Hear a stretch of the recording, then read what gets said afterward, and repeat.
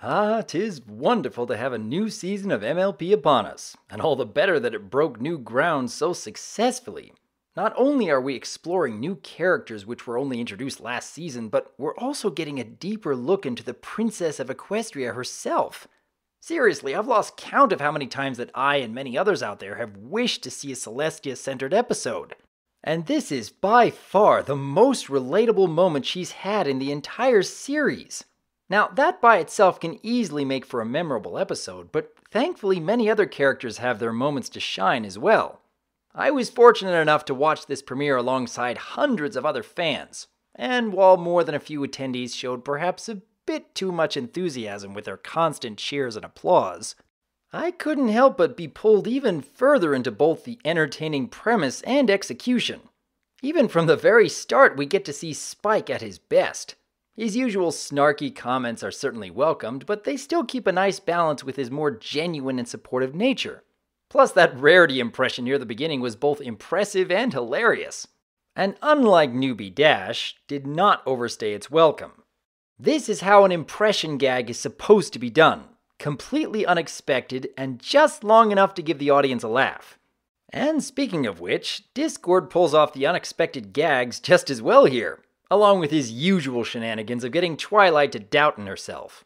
Now, you'd think this was more about teaching Twilight a valuable lesson, just like in the Season 4 premiere. But nope, turns out Discord was just looking for a roommate. To be honest, I can enjoy either of these motivations when Discord is involved. Now, one minor issue is that there really isn't that much reason for the rest of the main six to be involved other than just being a part of the cheering crowd. With the exception of Pinky's one-off gags, of course.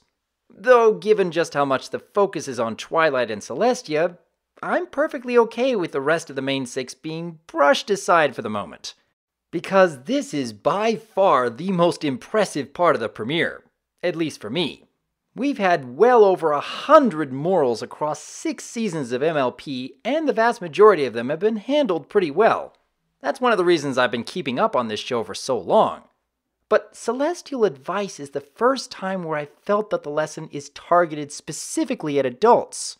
Children can understand it and even discuss it, but these circumstances really aren't going to happen until you've spent a lot of time mentoring someone else, and then discover that you have to let them go out on their own. I have to wonder if that was part of the plan for introducing Starlight Glimmer to the series in the first place. Giving Twilight a chance to learn something that Celestia really couldn't teach on her own. It's executed beautifully and fits so perfectly with what little we've learned about the ruler of Equestria over these past years. As I've stated before, this is by far the most relatable moment for Celestia's character in the entire series thus far. It makes her seem vulnerable in a way that no one-on-one duel with a villain ever could. Plus, those fantasy scenes of Twilight attempting to predict future outcomes and always fearing the worst was a very nice touch. While I had hoped that Starlight and Sunburst being dragged into a time portal really could have happened in the series, and perhaps one day it will, I like the idea of exploring all these different possibilities without causing any plot holes in the long term. Plus, it gives the writers a way to add some fan pandering of popular characters while still keeping everything relevant to the story's conflict. I know I'd enjoy seeing Ember and the Dragons again. In fact, a lot of characters seem to be making their way into the limelight. Makes me wonder whether the MLP staff are intentionally making the secondary cast more of the focus and giving the main six more of a mentoring role in the series. It's an interesting idea, though I suppose we'll have to wait and see what they plan on doing next. All in all, this is a fantastic way to start out Season 7. Even without any world-shattering events, epic villain battles, or massive power boosts to the main cast, I think having a far more down-to-earth slice of life story for either a premiere or finale can be a nice change of pace once in a while. In the meantime, though, I would like to hear from each of you. Given how long we've waited to see more of Celestia's backstory and even why Twilight was sent off to Ponyville in the first place, what do you think of this side of Celestia we haven't seen before? What do you suppose might be in store for Starlight Glimmer the rest of this season?